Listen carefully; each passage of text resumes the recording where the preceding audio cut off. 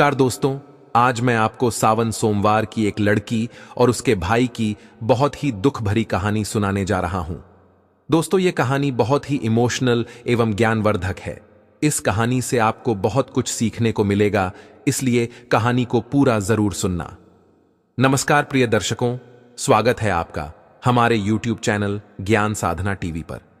दर्शकों, हम कहानी शुरू करें और आप इस वीडियो में खो जाएं।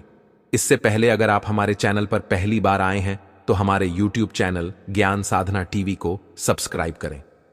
प्रिय दर्शकों, अगर आप भी भगवान शिव को सच्चे दिल से मानते हो तो कमेंट में सच्ची श्रद्धा से हर हर महादेव जरूर लिखें। दोस्तों, मैं भगवान शिव से प्रार्थना करता हूं कि हे भोलेनाथ, जो भी भक्त इस वीडियो को पूरा देखेगा और कमेंट में सच्ची श्रद्धा से हर हर महादेव लिखेगा, उनके घर परिवार को सुख शांति और संपत्ति से भर देना और अपना आशीर्वाद हमेशा उसके ऊपर बनाए रखना। तो आइए दोस्तों, इस छोटी सी कहानी को आपको सुनते हैं। दोस्तों, किसी गांव में एक ग्वाला अपने बीवी बच्चों के साथ रहता था। उसके एक बेटा और एक बेटी थी। वे ग्वाला था तो उसके पास बहुत गाय और बछड़े थीं। वे गायों को चराने जाता था और गायों का दूध दही घी बेचकर ही अपने परिवार का पालन पोषण करता था। जितना कमाता था उसकी पत्नी उसी में संतुष्ट थी और अपने बच्चों को पाल रही थी। एक दिन उसकी पत्नी बहुत बीमार हो गई और उसकी मृत्यु हो गई। अब ग्वाले के ऊपर ही अपने दोनों बच्चों की जिम्मेदारी आ गई। कहते हैं कि अगर पिता मर जाए तो मां अपने बच्चों को सही तरीके से पाल लेती है, लेकिन एक पिता ऐसा नहीं कर पाता। उस ग्वाले को भी बहुत परेशानी हो रही थी। वह गाय चराने जाता तो अपने बच्चों के लिए भोजन तैयार नहीं कर पाता। बच्चे अभी छोटे थे। बेटी 10-12 साल की थी और बेटा 8-9 साल का। कुछ में ऐसे ही बीत गया। फिर ग्वाले ने बच्चों के पालन पोषण के लिए दूसरी शादी कर ली। ग्वाले की दूसरी पत्नी घर आ गई। ग्वाले के बच्चों को बिल्कुल भी पसंद नहीं करती थी और ग्वाला भी अपनी दूसरी पत्नी के साथ खुश रहने लगा। अब ग्वाला अपनी दूसरी पत्नी के ही सारी बात मानता था। धीरे धीरे समय बीतता है और बच्चे और बड़े हो जाते हैं। लड़का 12 साल का हो जाता है। उसकी दूसरी मां लड़के को बिल्कुल भी पसंद नहीं करती थी। एक बार वे अपने पति से कहती हैं कि आप गाय बछड़ों को चराने जाते हो। अभी लड़का बड़ा हो गया है, अब से गाय बछड़े चराने ये लड़का जाएगा। फिर बेचारा लड़का रोज सुबह जंगल में गाय बछड़े चराने जाता और शाम को वापस आता। इधर लड़की भी बड़ी हो गई थी। वे घर का सारा काम करती और खाना बनाती और अपने भाई को अपने हाथों से खाना खिलाती। वह लड़की भगवान शिव के परम भक्त थे। वे भगवान शिव का रोज पूजा पाठ करती थी। वो दोनों भाई बहन एक दूसरे को बहुत प्यार करते थे और दोनों आपस में बातें करते कि पता नहीं हमारे पिताजी को क्या हो गया है, वह हम पर बिल्कुल भी ध्यान नहीं देते। जब से हमारी मां की मृत्यु हुई है, हमारे कितने कष्ट भरे दिन आ गए हैं। तब बहन अपने भाई को समझाती है कि तुम बिल्कुल भी चिंता मत करो, तुम्हारी बड़ी बहन है ना।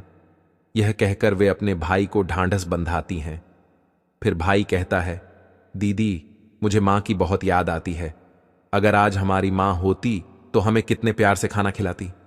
दोनों भाई बहन अपनी मां को याद करके रोने लगे। ऐसे ही दिन बीत रहे थे। एक दिन लड़का गाय चराने जंगल गया। जंगल में लड़के को एक शेर मिल गया तो लड़का दौड़कर एक पेड़ पर चढ़ गया और से कहा, शेर भाई, तुम मुझे क्यों खाना चाहते हो? तब शेर ने कहा, भाई, मैं बहुत भूखा हूं। अगर तुम चाहते हो कि मैं तुम्हें न खाओ तो तुम मुझे एक गाय बछड़ा दे दो, जिसे खाकर अपनी भूख मिटा सकूं। लड़के ने कहा, भाई, मैं अपनी बहन का इकलौता सहारा हूं। मेरी बहन तो रो रो कर मर जाएगी। मेरे पिता और सौतेली मां हैं जो हम दोनों पर बहुत अत्याचार करते हैं।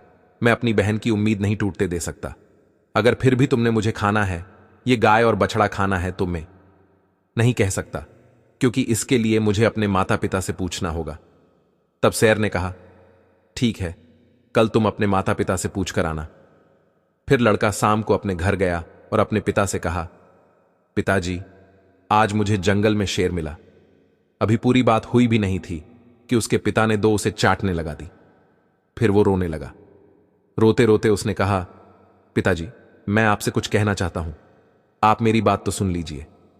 जैसे तैसे लड़के ने अपने पिता को सारी बात बताई कि जंगल में उसे कल एक शेर मिला था, वह मुझे खाएगा, ये गाय और बछड़े को। ये सब बात उसकी सौतेली मां सुन रही थी।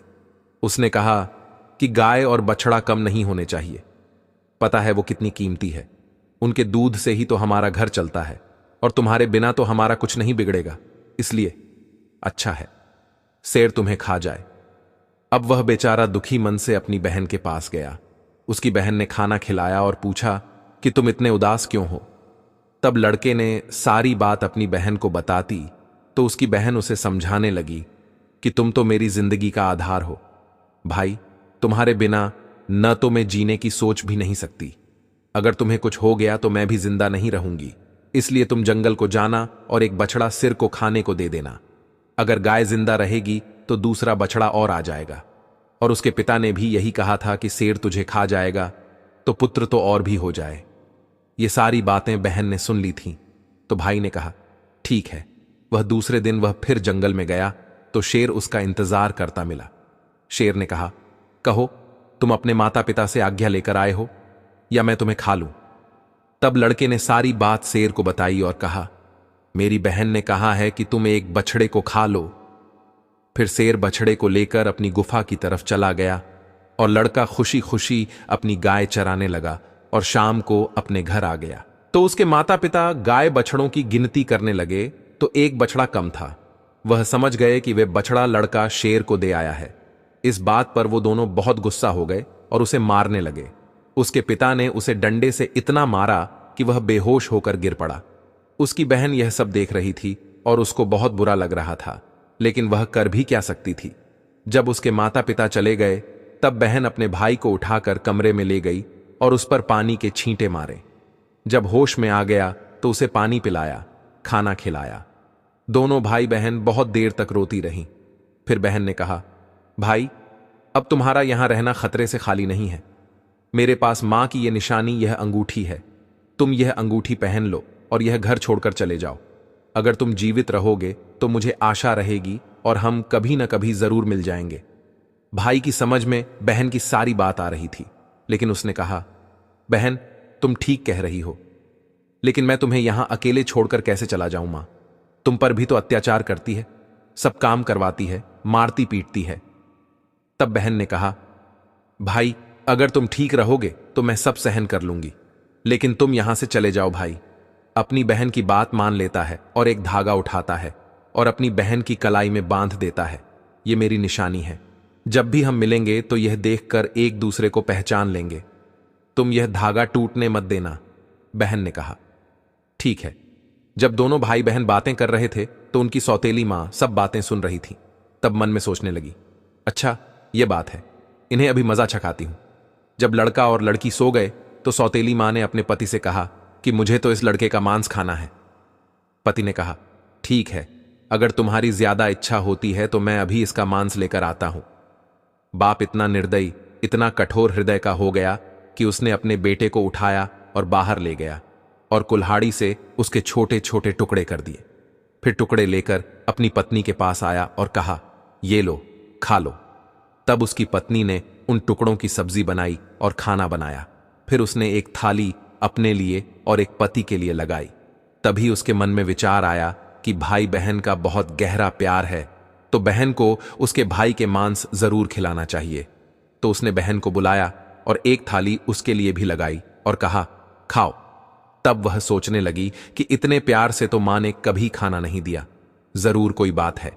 जब वो खाना खाने लगे तो बहन ने देखा कि थाली में वही उंगली आ गई जिससे वे अंगूठी थी। बहन तुरंत समझ गई, क्योंकि वे सुबह से अपने भाई को खोज रही थीं, लेकिन वह उसे कहीं दिखाई नहीं दिया। उसका शक यकीन में बदल गया। वे अंगूठी देखकर हैरान हो गई और अंदर जाकर जोर जोर से रोने लगी और भगवान शिव से कहने लगी, हे भगवान, ये क्या हुआ? इन लोगों ने मेरे भाई को मार डाला, अब मैं अकेली रह गई। अब वे रोए जा रही थीं। तभी उसे बड़े बूढ़ों की बात याद आई कि किसी इंसान की मुक्ति तब तक नहीं होती जब तक कि उसकी अस्थियां नदी में विसर्जित नहीं होती। उसने सोचा, मेरे भाई की भी तो मुक्ति भी नहीं होगी, ये लोग तो उसे मारकर खा गए। तभी उसने वे उंगली उठाई और चलते चलते वे नदी के किनारे पहुंच गई। वह उंगली को अपने हाथों में लेकर जोर जोर से रोने लगी। वह भगवान को याद कर रही थी, क्योंकि वह लड़की बहुत धार्मिक थी। वे रोज भगवान शिव का पूजा पाठ किया करती थी, सोमवार का व्रत रखती थी और हमेशा भगवान से यही प्रार्थना करती थी कि हे भगवान, मेरे भाई की रक्षा करना, उस दिन भी रोते रोते कह रही थी, हे भगवान, मेरे इस संसार में कोई नहीं है। एक भाई था, उसे भी तुमने ले लिया। मां को तो पहले ही छीन लिया। अब मैं किसके लिए जीवित रहूंगी? मैं भी इसी नदी में कूदकर अपनी जान दे दूंगी। फिर उंगली उसने नदी में डाली और भगवान से प्रार्थना की, हे भगवान, मेरे भाई को मुक्ति देना। वह जहां कहीं भी है, उसकी आत्मा को शांति मिले। फिर नदी में कूदने वाली होती है तो उसने देखा कि जो उंगली उसने नदी में डाली है वे तोता बनकर उड़ गया और नदी के पास एक पेड़ था, उस पर जाकर बैठ गया। फिर तोते ने कहा, बहन, तुम क्यों दुखी होती है? मैं तेरा भाई हूं बहन। तुम्हें यह बहुत अच्छा किया जो तुमने यह उंगली नदी में डाल दी। इससे मेरी मुक्ति हो गई और मुझे तोते का जन्म मिल गया। बहन, तुम चिंता मत करो, मैं तोता बनकर भी तुम्हारी हर तरह से मदद करूंगा। हम दोनों आपस में सुख दुख की बात है कि या करेंगे। ये देखकर बहन बहुत खुश हुई कि चलो मेरा भाई साथ तो है, किसी भी रूप में सही। फिर बहन घर वापस आ गई। सौतेली मां उसे सारा काम करवाती और बहुत खुश होती कि चलो इसके कोई भाई नहीं है। इसके भाई से तो पीछा छूटा, लेकिन वे लड़की जल्दी से अपना काम पूरा करती और बाग बगीचे में जाती। वहां उसका भाई उसका इंतजार करता रहता था। दोनों भाई बहन खूब बातें करते। वे अपनी बहन को अच्छे अच्छे फल खिलाता। सावन का महीना चल रहा था। लड़की सावन महीने में पूजा पाठ करती। सावन सोमवार का व्रत रखती और पूजा पाठ करने के बहाने ही वे बगीचे में जाती थी। भाई ने बहन से कहा, बहन, तुम चिंता मत करना। यदि मां पिताजी तुम्हें यहां न आने दें तो मैं घर के बाहर किसी डाल पर मैं बैठ जाऊंगा। बहन बहुत खुश थी। वे मन से बहुत खुश रहने लगी। रक्षाबंधन का त्योहार आने वाला था तो भाई ने सोचा, मुझे अपनी बहन के लिए कुछ करना चाहिए। ये वहां निर्दयी लोगों के साथ रहती है जो उन्होंने मेरी साथ किया। कहीं मेरी बहन के साथ न कर दे, मुझे उनसे बदला लेना होगा। फिर उसने भगवान से प्रार्थना की कि हे भगवान, मेरी बहन की रक्षा करना। तभी वह एक लोहार के पास पहुंचा। लोहार से तोते ने कहा, पिता ने मारा, मां ने मरवाया। बहन सरासर रोई थी। मैं हरियर तोता बन उड़ाया। फिर वे लोहार कहने लगा, तुम क्या कह रहे हो? मेरी तो कुछ भी समझ में नहीं आया। फिर उसने वहीं दोहराया, पिता ने मारा, मां ने मरवाया। बहन सरासर रोई थी। मैं हरियल तोता बन उड़ाया।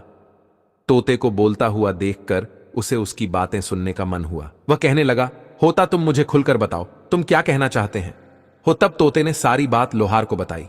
लोहार तोते की बात सुनकर कहता है, तुम्हारी कहानी तो बहुत ही दुख भरी है। यह सुनकर मुझे रोना आ रहा है। तुम बताओ, तुम मुझसे क्या चाहते हो? अगर तुम चाहो तो मैं तुम्हारे लिए अपनी जान भी दे सकता हूं। तब तोते ने कहा, मुझे कुछ नहीं चाहिए, बस तुम मेरे लिए एक ऐसी कतार बना दो जो तलवार से भी तेज हो। लोहार ने कहा, ठीक है भाई। फिर लोहार ने तोते के लिए कतार बनाई। कतार बन गई। तोते ने कहा, इस कतार को मेरे पंखों में छुपा दो। लोहार ने कतार तोता के पंखों में छुपा दी। वह तोता वापस पेड़ पर आ गया। उसने अपनी बहन को कुछ नहीं बताया। उसकी बहन उससे मिली बातें की, साथ में भोजन किया और वे घर वापस चली गई। अगले दिन तोता एक सुनार के पास गया और सुनार से भी वही बातें कहीं कि बाप ने मारा, मां ने मरवाया। बहन सरासर रोई। मैं हरियल तोता बन उड़ाया। सुनार ने कहा, तुम क्या कह रहे हो? मेरी समझ में कुछ नहीं आ रहा। वे फिर से वही कहने लगा। सुनार को भी उसकी बातें जानने की इच्छा हुई कि यह क्या कहना चाहता है।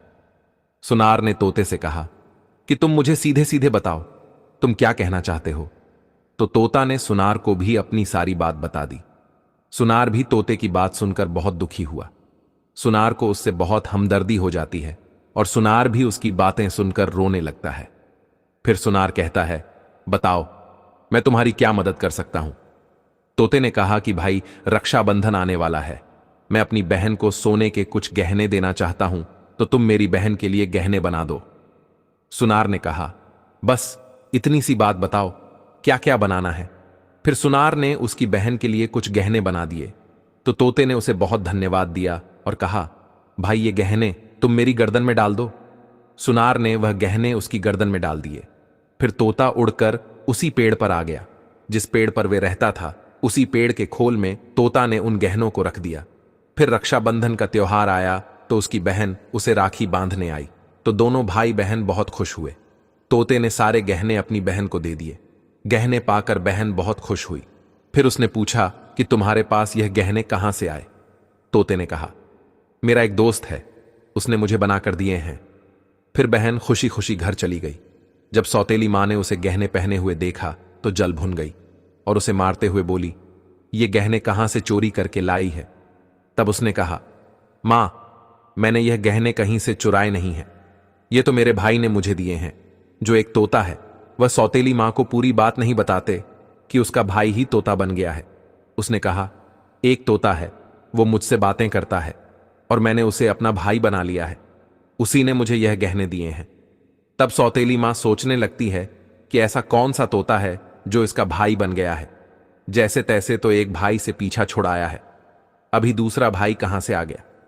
फिर दूसरे दिन उसकी मां उस तोते को ढूंढने जंगल में जाती है। तभी उसे तोता दिखाई देता है। वे तोते को पकड़ने की कोशिश करती है, लेकिन तोता उसके हाथ में नहीं आता। थक हार कर बैठ जाती है। कुछ देर बाद फिर तोते को पकड़ने की कोशिश करती है, लेकिन तोता उसकी पकड़ में नहीं आता। वह सोचती है कि कैसे मैं इसे पकड़ूं और इसे मार दूं। इससे ज्यादा भाई बनने का शौक है। सुबह से शाम तक तोते को पकड़ने की कोशिश करती है, लेकिन तोते को नहीं पकड़ पाती। फिर वे घर आती हैं तो उसका सारा गुस्सा उस लड़की पर निकलता है। वे उसे सारे गहने भी छीन लेती हैं। अगले दिन लड़की तोते से मिलने जाती है। फिर तोता कहता है, बहन, जो गहने मैंने तुम्हें दिए थे वो कहां हैं? तब बहन कहती है, भैया, वो गहने तो मां ने छीन लिए। यह सुनकर तोता को बहुत गुस्सा आता है और वो कहता है, बस अब इनके पाप का घड़ा भर चुका है, अब इनको सजा मिलनी ही चाहिए। फिर वे तोता उस घर के बाहर एक पेड़ की डाल पर बैठ जाता है और इंतजार करता है कि उसके माता पिता कब बाहर निकले। तब लड़की बाहर को कुछ काम कर रही थी तो उसकी मां किसी बात पर उसे डांट रही थी और उसे मार रही थी। तभी उसका पिता भी बाहर आ जाता है और लड़की को मारने लगता है। यह सब तोता पेड़ पर बैठकर देख रहा था। उससे यह सब देखा नहीं गया और वह अपनी सौतेली मां और बाप पर झपट पड़ा। उसके पंखों में जो कतार थी उसने उन दोनों की आंखों में घुसा दी। अब दोनों अंधे हो गए और तड़पने लगे। फिर उसने अपनी चोंच से कतार उठाई और उन पर वार कर दिया। फिर दोनों जमीन पर गिर पड़े। तोते ने कहा, तुम दोनों ने बहुत पाप किए हैं, मैं तुम दोनों को नहीं छोड़ सकता। तब वो दोनों कहते हैं कि तुम्हारा हमसे क्या बैर है? तब तोते ने कहा, तुमने तो मुझे मारकर खा लिया और पूछ रही हो कि तुमसे क्या बैर है।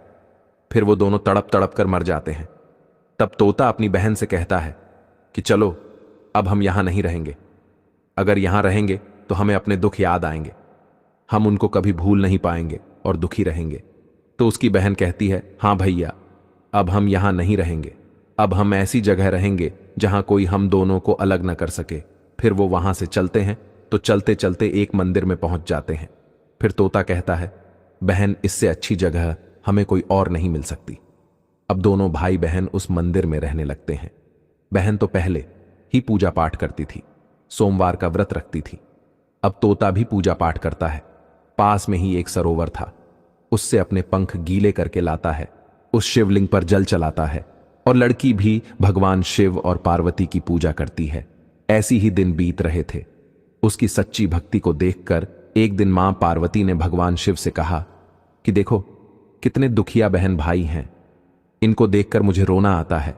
ये कितने तन मन से आपकी सेवा करते हैं, आपको इनका दुख दूर करना चाहिए। तब शिव जी ने कहा, हे पार्वती, ये तो संसार सागर है, हम किस किस का दुख दूर करेंगे। लेकिन पार्वती मां हट करने लगी और कहने लगी, नहीं भगवान, आपको इनके दुख को दूर करना ही होगा। तो भगवान शिव पार्वती मां के हट के आगे मान जाते हैं। जब वो दोनों भाई बहन पूजा कर रहे थे तो भगवान शिव और पार्वती प्रकट होते हैं और उनसे मनचाहा वरदान मांगने को कहते हैं। तो लड़की ने कहा, हे भगवान, मुझे कुछ नहीं चाहिए, मैं तो बस इतना चाहती हूं कि मेरा भाई पहले वाले रूप में आ जाए और हम भाई बहन को कोई अलग न कर सके। उसकी यह बात सुनकर भगवान शिव और पार्वती बहुत खुश होते हैं और उन्हें वरदान देते हैं कि उसका भाई पहले जैसा हो जाए। फिर भगवान शिव पार्वती की कृपा से वे लड़का पहले जैसा हो गया और अब भाई बहन बहुत खुश हो गए और भाई बहन खुश होकर भगवान शिव की पूजा करने लगी और बड़े प्यार से रहने लगे। तो दोस्तों, ये थी आज की ज्ञानवर्धक वीडियो। अगर आप ऐसे ही रोचक कहानियों का लाभ अधिक से अधिक लेना चाहते हैं तो इस वीडियो को लाइक करके हमारे इस चैनल ज्ञान साधना टीवी को अभी सब्सक्राइब करें और इस वीडियो को अपने दोस्तों एवं परिवार के साथ साथ शेयर भी जरूर करें। और दोस्तों, अगर आप भी मेरे तरह भगवान शिव जी के भक्त हैं तो कमेंट बॉक्स में सच्ची श्रद्धा से हर हर महादेव अवश्य लिखें। धन्यवाद।